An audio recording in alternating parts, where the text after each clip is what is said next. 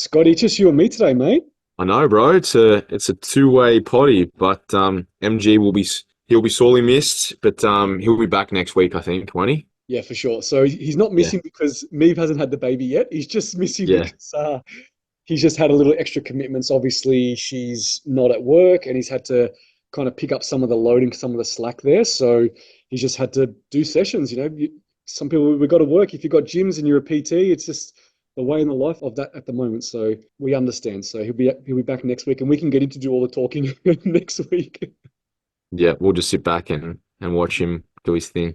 Yeah, we got a couple of really, really good questions, but before that, how was your weekend? What's been going on? I know the family leaves in a couple of days, right? Yeah, man. The weekend was good. I feel like I know I've said this a few times, though. It feels like time is just absolutely flying at the moment. But yeah, Jen and the kids they head back on very, very early Friday, so I've got to take them to the airport on Thursday night, and we're just going to stay at Heathrow, and then I'll send them off. So I think that'll be a little bit hard, just trying to say goodbye because the kids they're ready to come home, but equally they're not overly enthused that their dad's not coming with them. So Yes. but equally, man, they're going back to like it's freezing cold here. They're ready to go back. The weather's beautiful. They're going to start kinder and all that sort of stuff. So it'll um it'll be good. And Jen's got a list of stuff to give you to give me in Bali. One of them being rice flour, so that I Yeah. can finally have my cream of rice again. I haven't had it in weeks. I've just had to put it on pause. It's not in the rotation anymore, just because I just can't do the flour anymore. Hmm. Found a substitute, right? Yeah, so I was using it, but it just has a really weird sort of taste. And when I just come out of prep, it was still like manageable. But now that like my palate's nowhere near as heightened, I'm like, this doesn't taste all that nice. So if I don't have to eat it, then I'm not going to. But yeah, man, I'm just counting down the days to some warmer weather and giving you a big squeeze at the airport. Yeah, Can't wait. I think 4 weeks this Friday we'll be there. I know, I know. You know what's going to be funny is you're going to have a little bit more fluff on you, and I'm going to have less fluff on me. So it's like roles are reversed since last time I saw you. Hey, I know. yeah. I know it's going to be it is we've switched roles, but no, it's going to be good, man. So, but what about you? You're in Apollo Bay. I was living vicariously through your feeds. It looked amazing. Yeah, so we're at Apollo Bay, went with the whole family and Mhm. all my nieces and nephews and stuff. It was so much fun. I've been going there since I was a baby. So that's how long I've been going there. And we've pretty much Yeah, gone, I would say nearly every year since that point. And like we absolutely love it. I know the place inside and out. Obviously, I've seen it change so much, but Apollo Bay is obviously it's on the Great Ocean Road and it's kind of sits by itself. You've got like Torquay, Lawn, all those. They're kind of very, very close. But then yeah, the gap between Lawn and Apollo Bay is about a 40-minute drive along the Great Ocean Road. And then after Apollo Bay, it goes inland. So there's no other towns post that point. So it kind of sits by itself, which is really, really nice because it doesn't get like overly populated. It still keeps its kind of nostalgia, and it doesn't, which is great. Like I get it, Torquay and Rye have kind of got some new fancy things there, but Apollo Bay you still got some of the old stuff that you love to see. So it was just good to be there. Obviously the weather was amazing. Got to do some fishing and swimming and just chilling out, man. So that was good. hmm We'll have to awesome, bro. get you to come down. Maybe get your fam to come down. We'll hire a big house. We'll get MG and his fam to come down, and yeah, it'll be awesome. Yeah, bro. Well, we obviously got the beach house down at Torquay, which I know the kids are hanging to get down. So I'm very, very familiar with that neck of the woods. Although I've never actually been down to Apollo Bay. Like we go down to Anglesey and bits and pieces, like for day trips sometimes from Torquay. But it's just it's almost like a different. I don't know how you feel about it, but I feel like the people there are so much more relaxed. Like the way of living, there's just like a calmness about it. Do you reckon? 100%, totally. Yeah, Yeah. 100%. And now, what I said last time, like after Australia Day now, this February time period, the weeks are just going to get by us. Things are just going to start Yeah. steamrolling now. People hmm are really getting into their preps now. Most of people are either 12 to 15 or so weeks out from a show, so they're really starting to steamroll their prep and get to that end with it. Where most people like, I'm sure you have it in your team, and we have it all the time. It's like people are second guessing themselves, like, am I going to make it? Am I going to get lean enough? And we're like, yes, trust the process. It's fine. You're going to get there. So Yeah. if any of you guys out there are second guessing yourself, completely normal. You're probably going to second guess yourself all the way through, but just trust the process. I'm sure you're in good hands with all your coaches, so it's going to be exciting time. And normally, season A has a lot of first timers too. So that's really, really fun. I can't wait till the shows to start for sure. But we got a couple of really, really good questions.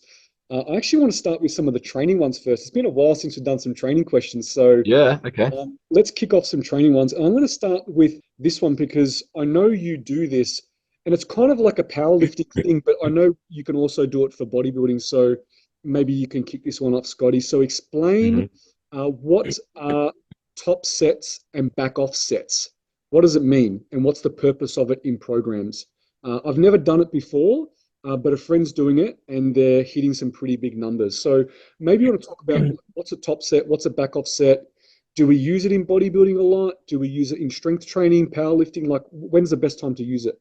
Yeah, so top sets and back off sets is referring to, I guess, intensity pertaining to load on the bar or on the whatever the machine is that you're using. So a lot of powerlifters use it because obviously in powerlifting you have to manage the intensity to fatigue ratio. So they're obviously looking at building and also peaking at the right time. So, they might have a couple of top sets and then some back off sets. And usually you could see a discrepancy from anywhere from 20% to a 40% reduction, and also looking at different, obviously, volume ranges. But I guess in bodybuilding context, we use it. We might have a top set because, again, we don't put all of our eggs in one basket when we're looking at, let's say, hypertrophy adaptation. We know that there's not that magic 10 to 12 reps, which everyone is, I guess, would associate with hypertrophy.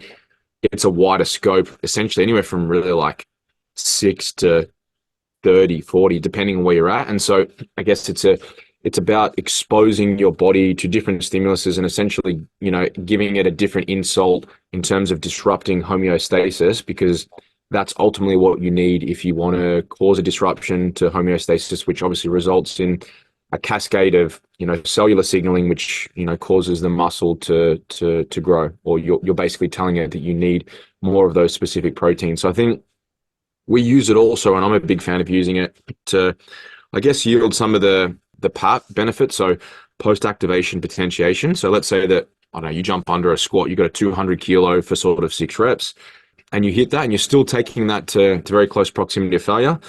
And then you're not in a position with that amount of load to be able to just take 2 minutes and then go again, because there's quite a lot of, central fatigue as well as peripheral fatigue that we accumulate with a movement like that. But if you do a top set, say at 200, and then you take a 5-6 minute rest period, and then you jump back in, and let's say that you do a back off for in a range of 10 to 15 at say 160, you're looking at, a 25% or just under maybe a 20% reduction in obviously load.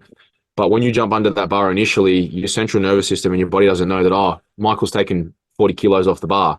So in terms of motor unit recruitment and obviously fiber recruitment, those first few reps just feel like almost like they're nothing. But obviously once you get a few reps in, you start to acclimate, and obviously fatigue starts to build up from a volume perspective. And so it's a really good way, I think, to be able to make some of those back off or those higher volume sets, perhaps the perception of feeling a little bit easier, but also ultimately exposing you to a variety of different rep ranges to I guess, cover that umbrella of hypertrophy in terms of a range of repetitions.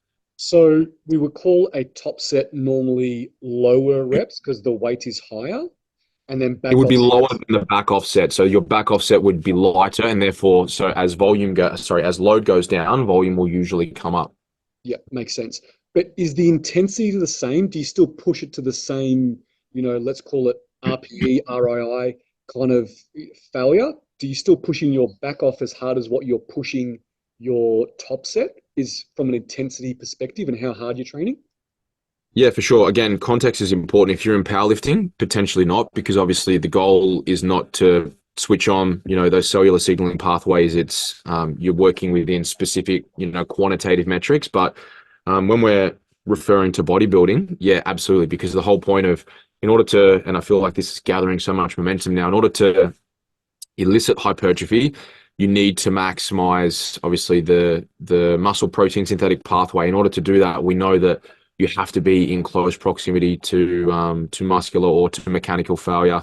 if you want to switch on those, those downstream proteins. And I refer to that, I think a really easy way to simplify it, one of the ways that I kind of introduce it to beginners rather than talking about, certain proteins that switch on an anabolic response, more or less thinking of it as a dimming switch. So if you're working within, say, 4 or 5 reps, you're still activating those downstream proteins, which are going to elicit that response. But it's just like when you're turning on the lights, it's still light-ish in the room, but you're not turning them on as bright as you can. And to turn those lights as bright as we can and to maximize that response, we need to be in close proximity to failure. But again, context is important, because I think it is important to do that, but you don't want to be taking every single set throughout your workout to complete failure, because I think if you're doing that, then from a recoverability perspective and from a fatigue perspective, there's only so much runway you've got before you do run out, and that's where it's just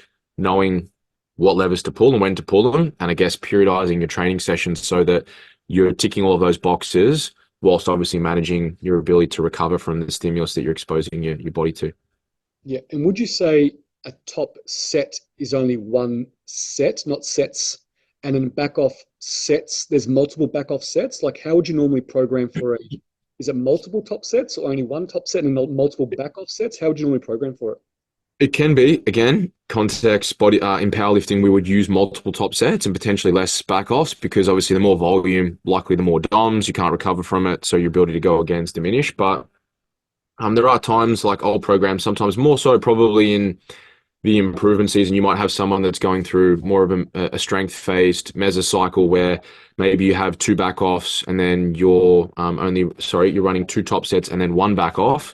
But I like to use it in prep in terms of having usually like 1 top set and then maybe 1 back off set, and that back off set might have intensification protocol like rest pause partial clusters, which I'm a big fan of, or it might be a drop set again, just as a way to make sure that we are switching on those proteins that are responsible for eliciting that anabolic signaling pathway. Because when we're in prep, as naturals anyway, the likelihood of us being able to accrue new tissue is not all that great, at least not at the back end anyway, when fat mass is a lot lower, energy availability is compromised. So it's really important that we still are able to do that, because otherwise, it's the likelihood of your body wanting to hang on to metabolically active tissue is obviously low. We don't need lots of muscle to be able to live, whereas we do need fat mass to be able to survive. Mm-hmm. Yeah, makes complete sense. So we'll go on to the next question. So this one's about trying to make the jump to the next set of dumbbells and it being a little bit too heavy. So say, for instance, this person either on 35 kilo dumbbells, they can do well above the rep target they need to achieve in their program. But if they go to 40s, the next set of dumbbells up, they can't even get close to their rep target. So they're asking, what's the best thing to do? Should I keep progressing with the 35s, even if I go well above my rep target? Should I maybe do some other things with it? Should I slow my tempo, do a pause contraction? Should I do something else to make the 35s harder? Or should I just try to jump to the 40s, do the reps I can do, and then slowly build up to what my rep target actually is in my program? So if we're using examples, 35s going to 40, so that's not just a little jump. There's 37.5s in the interim there.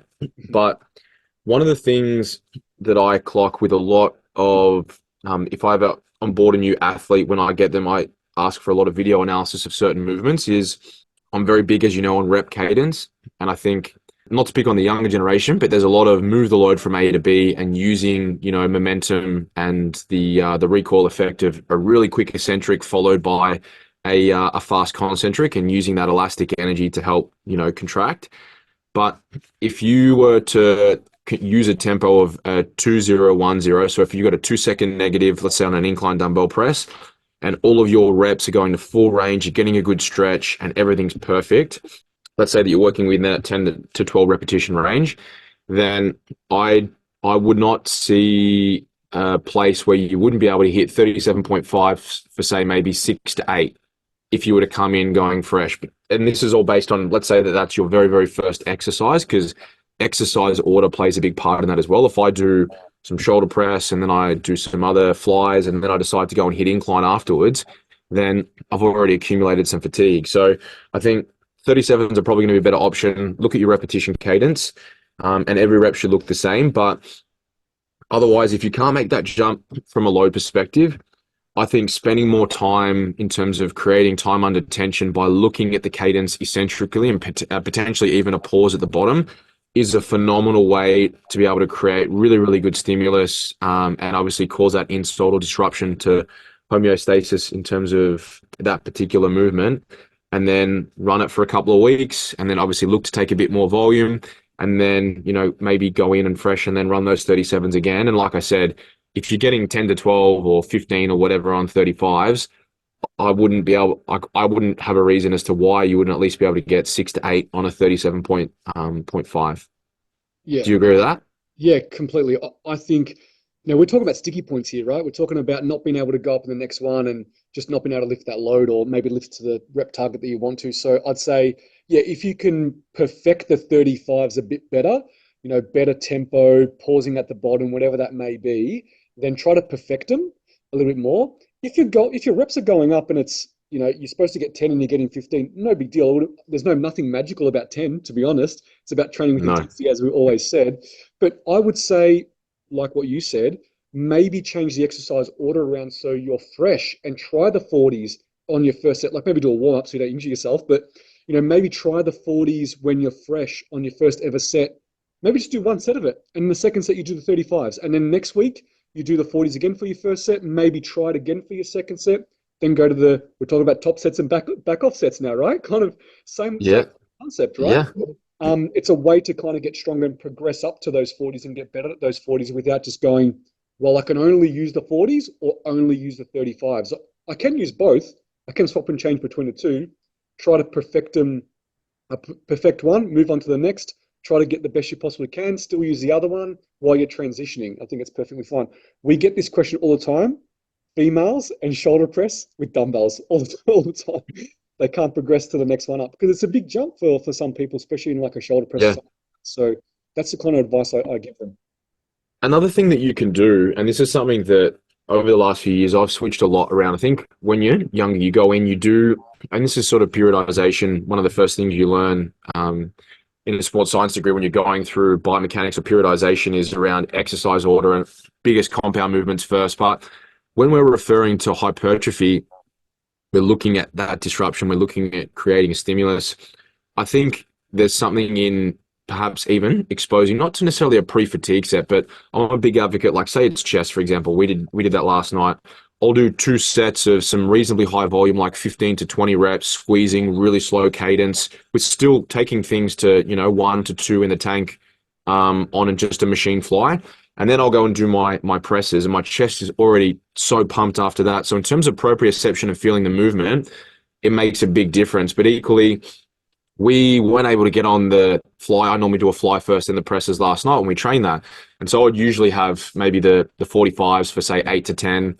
Anyway, went in to do that because that was going to be our first movement because it was just absolutely flooded and it felt like I was pressing the 30. So I'm like, all right, I'll go and get the 50s, same thing, 52s. All right, sweet. That's going to be my working set. So there was a 7.5 kilogram difference in terms of load. I would never normally press that amount when I would do that movement, but equally I do that movement second, not first. So you could switch it around the other way and potentially if you're running the 35s, go and do 2 sets of flies with a machine fly first, squeeze, create a little bit of fatigue, and then go and run your 35s and see if you can still chase that volume.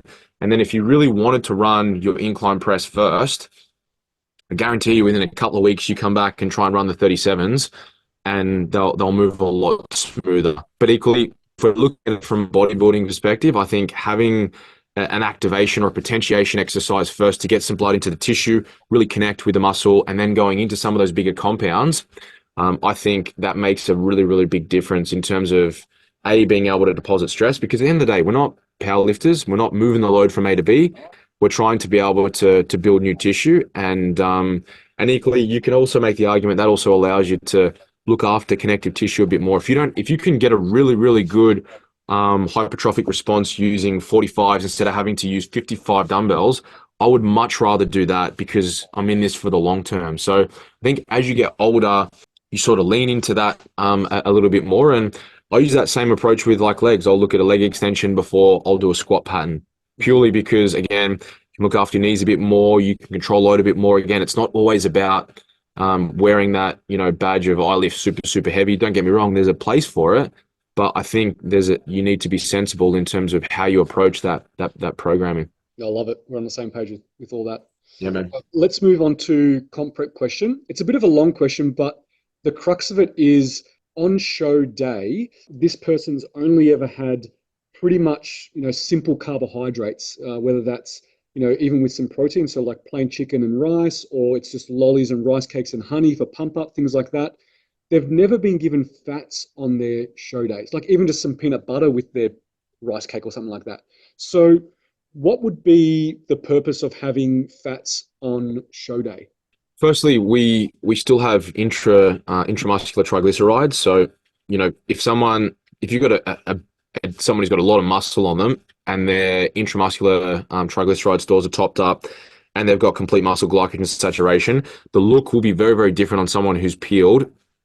If you were to compare two subjects, one of them is topped up with IMTs and glycogen versus someone who's just glycogen saturated in terms of that fullness. But equally, we use fats as a substrate to be able to help slow down, digestion and essentially allow the look to stick, so to speak. So if you're someone that burns through a lot of carbohydrate, we use that as a tool to help slow things down. We find a look that we really, really like and we're one day out.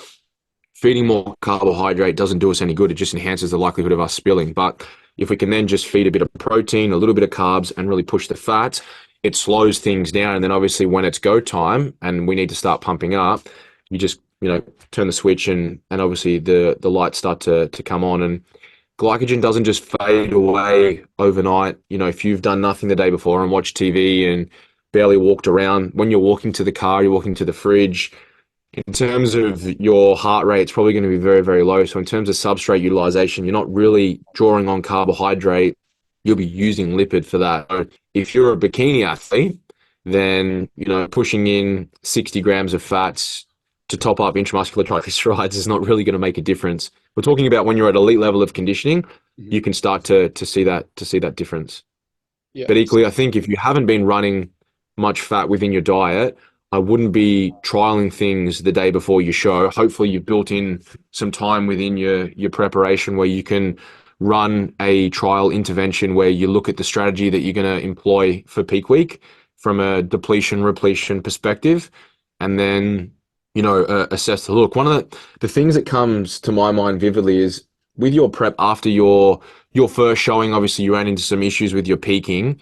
And so we really looked at we reversed engineered everything. We looked at every single aspect, ran it back, and we actually trialed as if you're going to be competing at this time on this day, and then run it, and then got a really, really accurate representation of where we're at.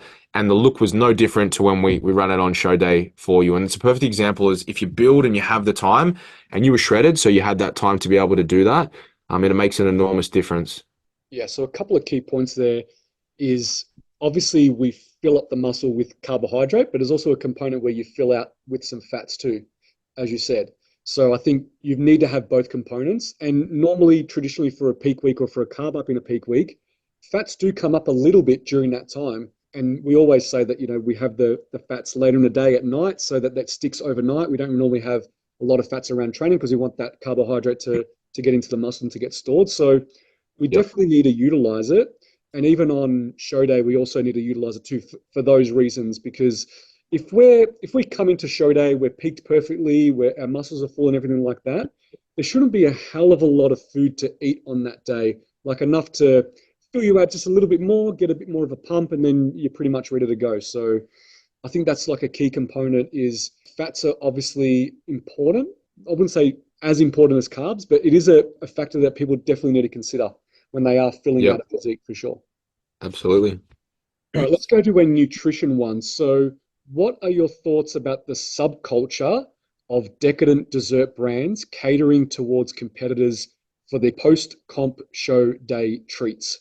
So all those fancy cookies and those kind of things that, there's some brands that just built around this is what someone gives to you on a show day, or this is what you go and get on a show day. You get a box of these. Or what are your thoughts around that kind of culture that's sadly kind of being, well, you already know my opinion when I say sadly, but it's being built, that those companies are kind of catering for someone to do that post-comp and actually dig into these kind of foods. we both have a very similar philosophy on this in that we don't really advocate for that because at the back end of prep, if you've been in a period of energy deprivation for some time, there's likely heightened food focus and the increase of hedonic eating, which is eating for pleasure, drastically heightened. So if you're introducing something from, let's say it's a donut or it's cookies, firstly, there's no way in the world that you're going to be able to have one cookie and be like, oh, well, I'm so sorry. I'm really satiated. I'm really content now. And I'm going to go home and have my salad and go to sleep.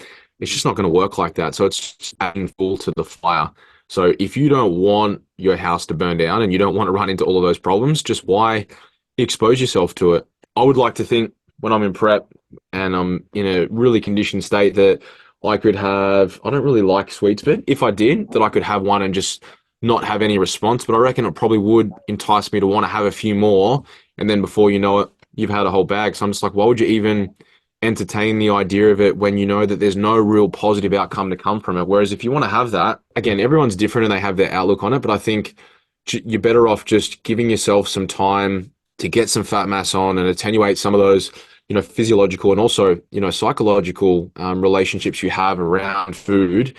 And then when you're in a position that it's safer for you to engage in that without having to eat like an asshole, essentially, you can have one and be content. You can have a biscuit with your coffee and not feel like you have to eat the whole pack. Then you're in a much better position because the likelihood if you do that, you're probably going to have an overfeed. And if you do that as well, the gastrointestinal stress you cause, not to mention the likelihood of, a binge occurring where before you know it, and we've all seen it, like 6, 7, 8,000 calories can go down. I've seen bodybuilders 12, 13,000. I've had an athlete in the space of a week who just went rogue and I couldn't get any correspondence, gain well over 11.5 kilos just through uncontrolled eating. But he would like ridiculously binge and then he was at the gym trying to do cardio the next morning to undo it. But it's just binge, repeat, and it's a vicious cycle. So, and it was only once he had communicated that to me that obviously we kept pushing food up more and more and more to reality. Sometimes just following your coaches. At the end of the day, you're a coach for a reason. So if they're advising you, it's probably not best for you to do that. Then perhaps, you should probably take them up on that. But again, it's, I don't think us talking about it now is going to change many people's opinion. I think when you go to a show, they're going to have a donut. They want to have a donut. But I think there's something to be said for those that choose to not go down that path. Again, this is anecdote, but a lot of my experience is that recovery is better, relationship with food is better, and they would be able to enjoy some of those foods if they wanted them in the improvement season without any issue whatsoever. Whereas if you don't take that route, for me, it's risk for reward. Like, is eating a cookie or a piece of cake really worth ruining your next 6 to 8 weeks? And you might think that's a drastic statement to make, but we see it all the time. And it's like, if you continue to go down that path, like nothing changes if nothing changes. I think I'm always going to have that belief of it. And I know maybe not everyone's wired like we are to have that same discipline. But I think if you can at least I'm not saying that you can't have some dessert or anything of that nature, but I think you need to be sensible, at least have a stage meal where you can have some protein and you can have some fiber and really fill yourself up with some good quality nutrients. Give yourself an hour, let that digest. And then maybe if you want to have, a bit of ice cream or something like that, because at least that way you're not doing it when you're absolutely ravenous. You have it in 6 a.m. the morning of the show. But yeah, we could go on and on about this, but I think we both have the same opinion. What do you think? Yeah, I just tell clients that make sure you tell family and friends not to bring that stuff as a celebration to the show so that you're not being given it so that you bring it home and then you binge on it. I'd tell them I would rather you go out for a treat with your family and friends so that at least it's in an environment that can somewhat be controlled or be controlled better than it Hmm. being in your pantry or in your fridge. And then, as you said, you wake up in the morning or at night and you just dig into it and then you can't stop and you can't control yourself. So I'm all for celebrating your comp, post comp and things like that. But I think there has to be some measures that you need to put in place to make sure that it doesn't snowball into anything worse than that. So I tell them, make sure you don't change your shopping list and what you buy at the grocery store during that reverse diet phase. Eat the same things. If you're going to have treats, go out and have treats. Make it a social thing so that, you do it there. It's for a purpose and for a reason to catch up socially with family and friends and have an ice cream, have a cookie, whatever you decide to have at that time, just don't bring it home. Don't let it affect your environment Hmm. that you're trying to protect, because that's where things are really, really going to go wrong if you start to change your environment. So I tell them, tell all their family and friends not to buy you anything or bring you boxes or anything like that. Don't buy it for yourself. Don't change your environment at home. Your fridge and your pantry shouldn't look anything different. Your desk drawer at work shouldn't look any different either. And if you're going to go out and have those kind of things, make sure you do it away with family and friends and make it a celebration, not just an eating things, eating food. Actually make it for a Hmm. purpose and for a reason.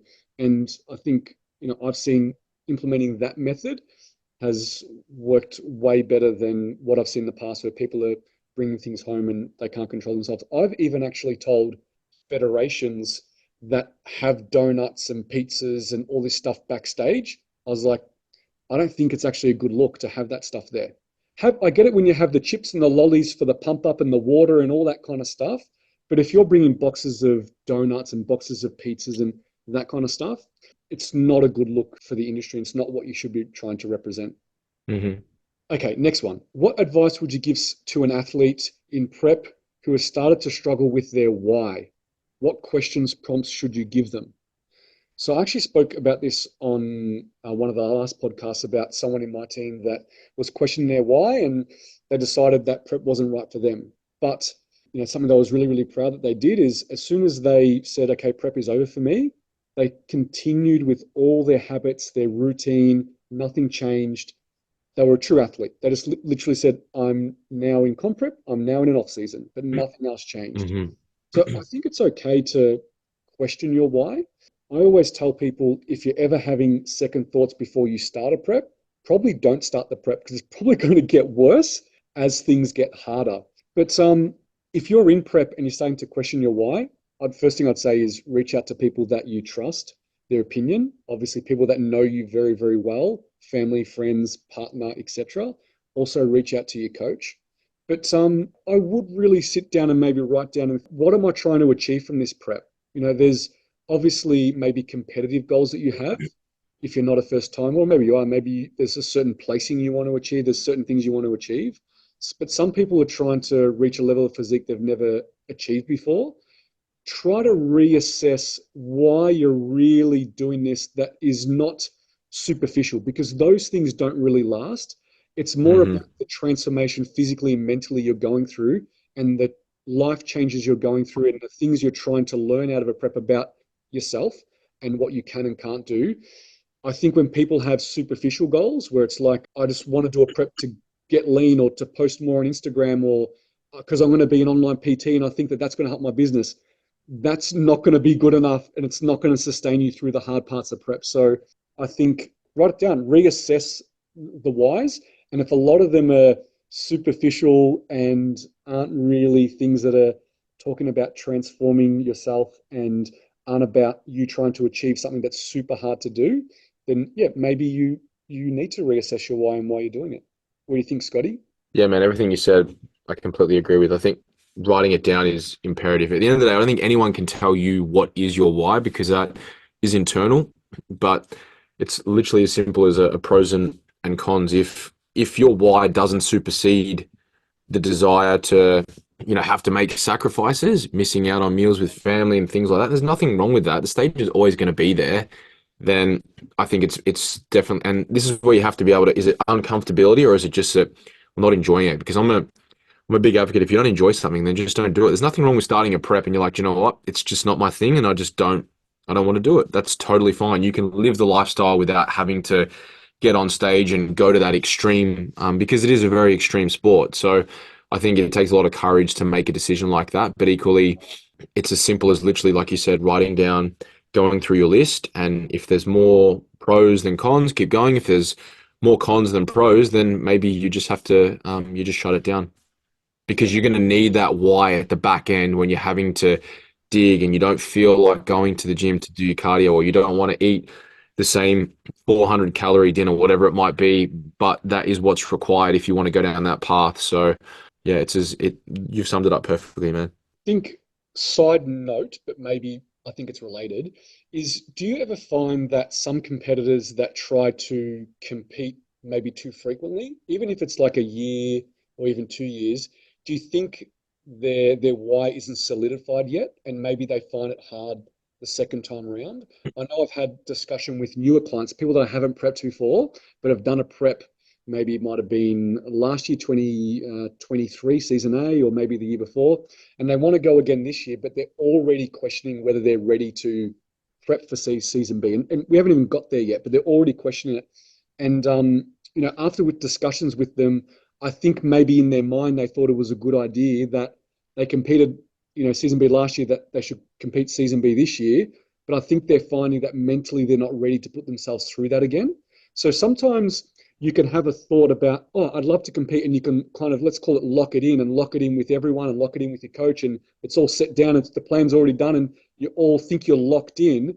But then you actually reassess as the time gets closer and be like, oh, actually, I don't think I'm ready. And sometimes people maybe find it hard to approach their coach about it, because their coach is probably putting so much energy and effort, and he's probably invested in, yeah, we've got season B, like we're going to do this phase and we're going to do that phase.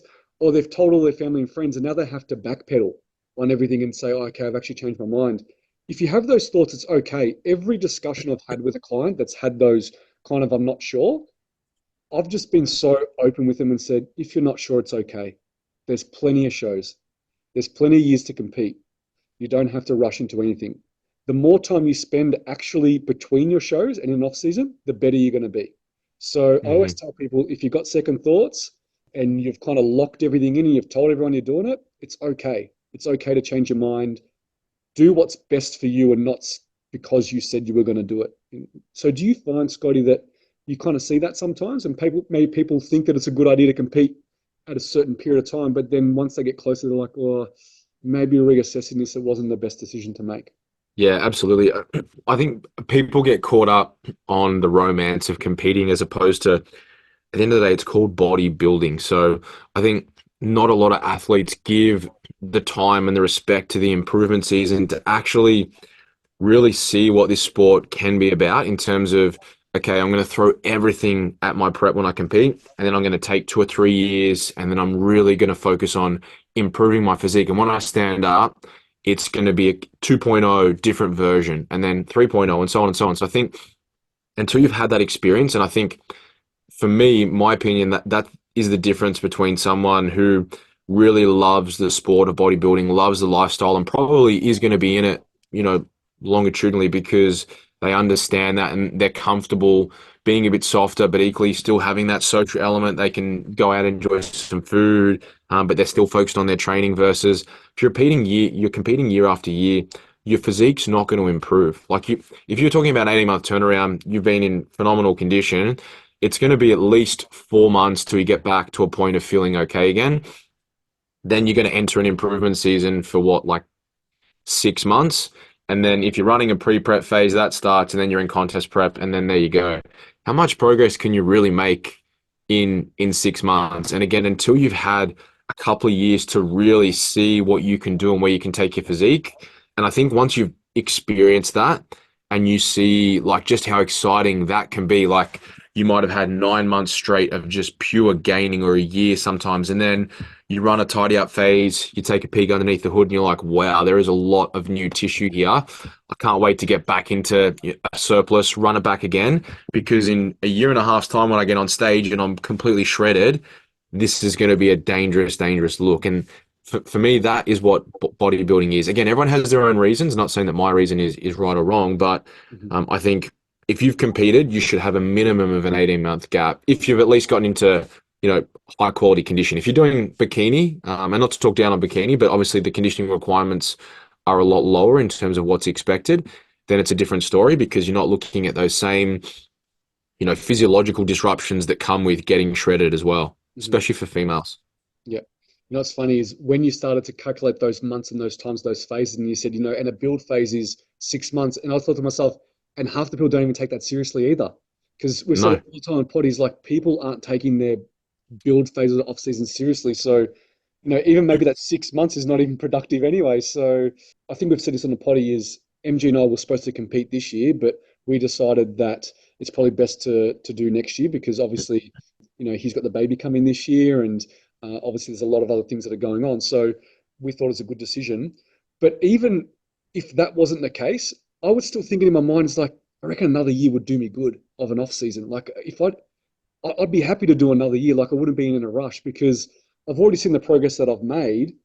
And I'm like, I can do more if I just spend more time doing this before I get on Yeah. stage. So, and I competed in season B 2022. So it would have been a full 2 years before I stepped on stage. And I'm even thinking that probably wasn't enough. Like 3 years would be better for sure. So, I'm a big advocate of a of a 3 year improve. Obviously, your seasons have to align. But I mean, when we had that conversation, like if we're referring to you, like straight away, I was like, that's awesome because it means we've got more time. We can push things more. And equally, the proof will be in the pudding when the great man steps on stage in 2025. mhm, It'll be a completely different look. And so when you see that and you look at like this showing versus that one, it's like, get me straight back, into the paddock, into the pasture, start feeding. But the difference is you treat your improvement season, you don't, yeah, you still have some social meals when they obviously they come up and when you want to incorporate them, Friday night with the boys, etc. But if you think about 35 feedings a week, 33 to 34 of them are like on the money. And even that, the meal out still, it's been accounted for the parameters that you have mhm. nutritionally for what your intakes are for that day. So that makes a difference versus just, I had a busy day, so I didn't really get to eat today.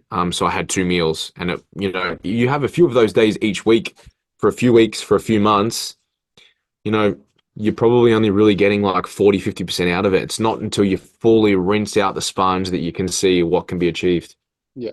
And it all adds up. And that's why we have those chats with everyone that when they're projecting, when they want to do a show, I always ask them, what have you got coming up? Are you going overseas? Are you getting married? Like, what are you doing? Because they're all going to be interruptions. We call them interruptions, but it's life. But they're going to be interruptions to your Mhm. bodybuilding career or goals or progression, right? So, we always need to take things into consideration because sometimes not all that time is productive because we get it. People need to live life. That they do certain things. They go, that things change. They can't always dedicate their whole life to bodybuilding like us because we're lucky and we work in this industry. So I think the what we're really trying to say is more time the better, and don't be in a rush to jump back on stage. The more time you give yourself, the better you're going to be. Absolutely. All right, let's move on to the next one. This one's about someone having a little bit of an argument with their partner, and they're in prep themselves. And their partner said to them that it's ruining their relationship because they're being a little bit selfish. And they found that it was very difficult to have an argument like that. And they wanted to know, how they should deal with this and how they should move forward, based on what their partner said to them that they're ruining their relationship and they're being a little bit selfish. And this is a first-time competitor. One of the things we've spoken about a lot on the potty and, what we tell our clients is you need to really understand what you're getting yourself into, but you also need to communicate that to people around you, your inner circle, so they can understand that life's going to change a little bit. You're going to go through a lot of sacrifices, but also it may require sacrifices from people around you. And as you get through prep, your emotions and your mood might change a little bit. And sometimes you may say things that you don't mean in the heat of the moment and things like that. And I guess we all have arguments or disagreements and things like that, but it's about having that communication, understanding where you're both coming from, and trying to move forward from that. And I'm sure you can do that. I think there's always a component of self-reflection and to actually see, okay, maybe there's certain aspects that maybe you're being selfish that maybe you could change a little bit to make it easier for your partner, but also is there a way that you could communicate your needs and maybe some of the non-negotiables that you need to tick off to get this job done at this point in time, because there's a lot of things that you need to do to execute every day of your prep, and sometimes they're not the same things that maybe your partner wants to do, and you may clash heads, right? So I think going into it, you need to really communicate with those people around you of what you're getting into and what's going to require of you, but also how that may change the way you are to them or how you interact with them. But also keep that communication open the whole time because, as I said, it's common to get into arguments or disagreements or rub someone up the wrong way. I think just talking through it is going to be really, really important to understand where you both come from, and just hopefully things can change from that point.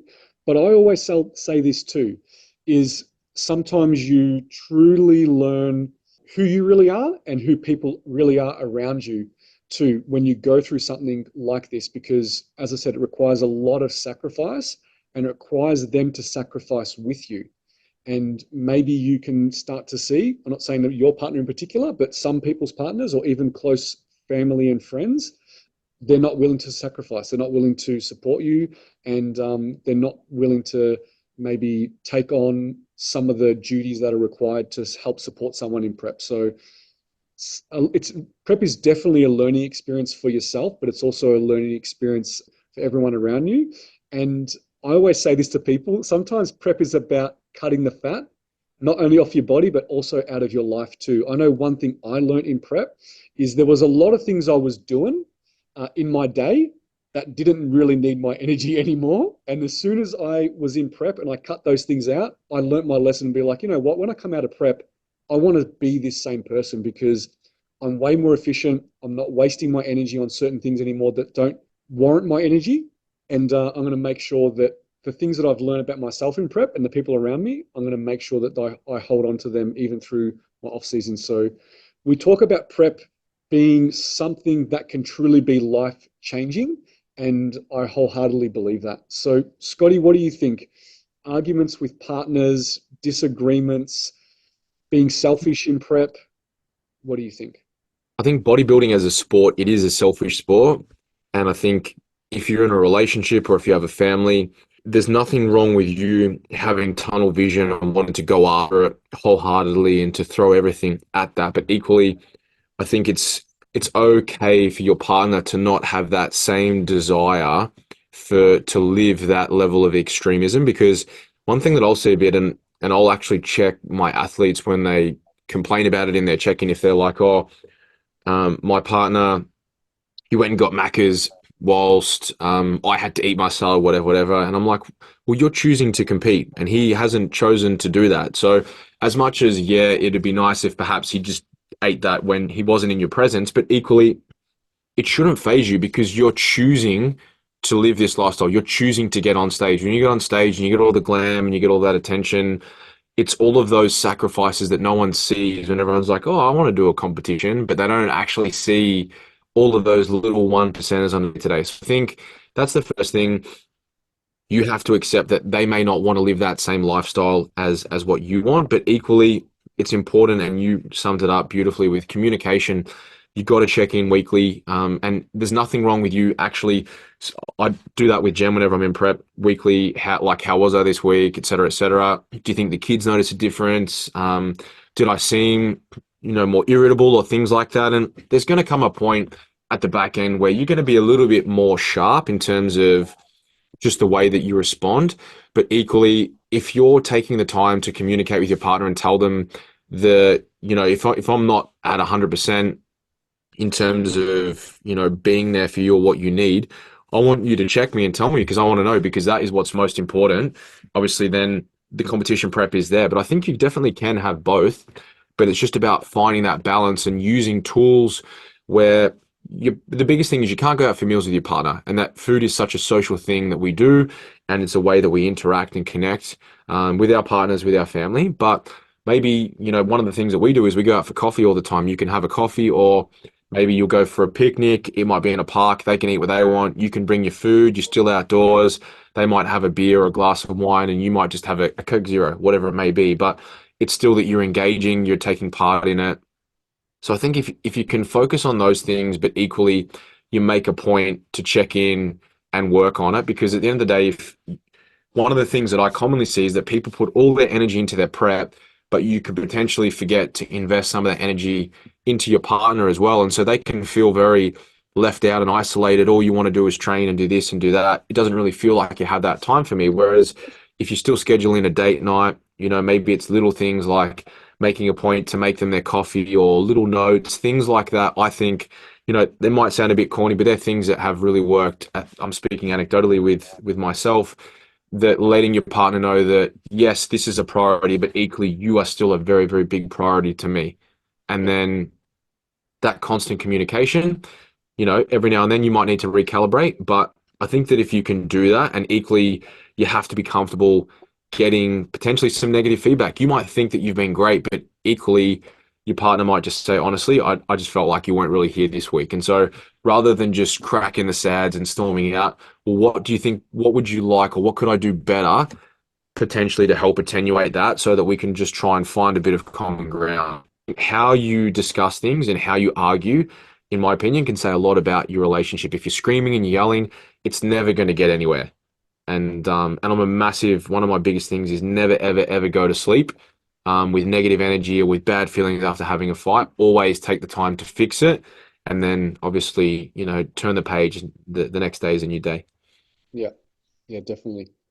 All right, let's end on a bit of a different one. Backstage food, are rice cakes outdated? This is the first I heard of it. Like, I don't know about you, but rice cakes is always a staple. So are they outdated, Scotty? And I'm going to throw in a question. Rice cakes or corn things? Which one do you like better? Rice cakes. I can't stand corn thins. Yeah, I'm the same. Can't do it. They're so much chewier. They're just not, Yeah. they're not They're right. thinner. If you had so over here in the UK, we have these caramel, they're called Snacker Jacks, rice cakes, and they have these, I don't like the chocolate ones, but they have the chocolate ones too. And they're 10 grams of carb per one, and they are incredible. Like, you wouldn't even need honey. You just sit there and eat them. If I was able to have these on my show days, like in Oz and I was competing, I would literally just use that because they're super light. You could eat 100 grams of carbs and feel like you didn't eat anything. You don't get any distension. They So are the go of rice cake. are they coated? I'm gonna bring you some to Bali, bro. Oh, nice. Okay, sick. They're awesome. Are they like coated in something? They're thicker. So they're like a thicker rice cake and they just got a caramel flavoring to it. Yeah, okay. Have Yeah, you they're ever had class. any of They're really good. have you ever had any of the other rice cakes? Like there's a salt and vinegar ones. There's all like different ones that have different Yeah, names. my kids eat them all the time. I don't actually eat a lot of rice cakes usually in prep or in the improvement season, mainly because I'm like they don't taste bad or anything, but for me, I'm gonna have to eat like 2 packets to be able to get what I need to get out of it. So I'm like, there's just no point. I'd rather just have rice or cereal because it's easier. Those flavored ones, it's almost like they've got a powder on the top. You can't add The anything to salt and the vinegar rice. ones Yeah, burn my lips afterwards, so I can't have them. yeah, they're no good. Just traditional OG. I just go the thin ones. You probably need the thick ones because you can handle more carbs, but whatever. No, I like the thin ones too because they're easier to spread. I can't stand the thick ones in terms of having to spread, but the caramel ones are thicker. They're easy because I just break them up in a bowl if you want a snack and you just eat them like that. But otherwise, thin rice cakes, just like smooth peanut butter, there's no question about it. Yeah, love it. Actually, I don't know why this came to my head, but just UK and spreads. Is like marmalade a thing over there? Isn't it like a thing? Yeah, it is, How man. is it? My kids have it now. I don't know how they're going to go when they go back to Oz. Like, I want marmalade. I'm like, just eat your jam. What's marmalade? I don't know why this came to my head. I actually don't. I think it's like it's not pineapple, but it's like a mandarin kind of jam, I think, maybe. I'm gonna look. Yeah, I don't know. I think raspberry jam for me is the goat of jams. It's just peels of citrus fruit. Yeah, it's a citrusy. It's like I said, mandarin-y kind of, Yeah, but not as yeah. I'm not a fan. yeah. So jam is obviously a specific one type of fruit, whereas a marmalade is A citrus fruit blend. only. Yeah, like a blend. Yep. Yep. Yeah, no good. No, no good. No. Anything over there, just before we go, that you're like, I wish we had this in Australia. Gluten-free oats. They have. I don't know how we can't get gluten-free oats in. I was like, to pay $6 for a bag of rice flakes, which is just like a rice version of it. Whereas their gluten-free oats, it costs like a pound for a kilogram bag or a pound 50, which is like $3. Yeah, And they're just so much creamier. They got a little bit more fat in them.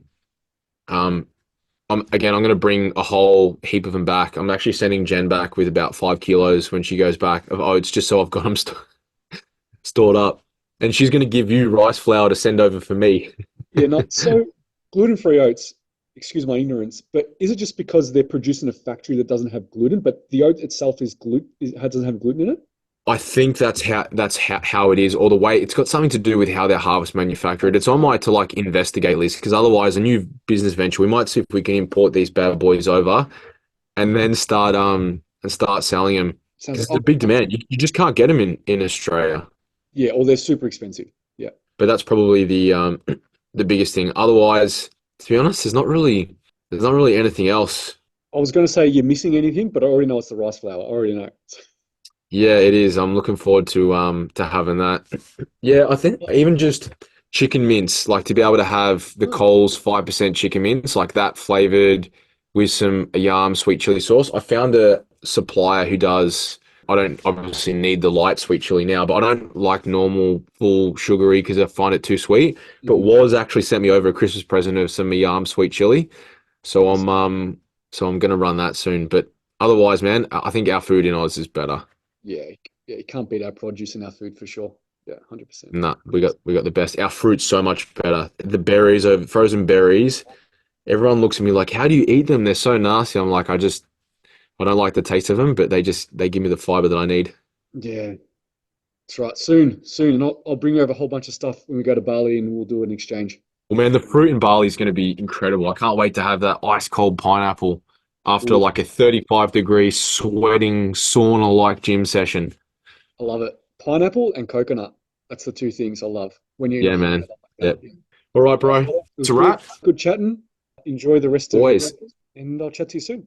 You will, my guy. All right, guys. Thanks. Catch you next week. Thanks, everyone. See you.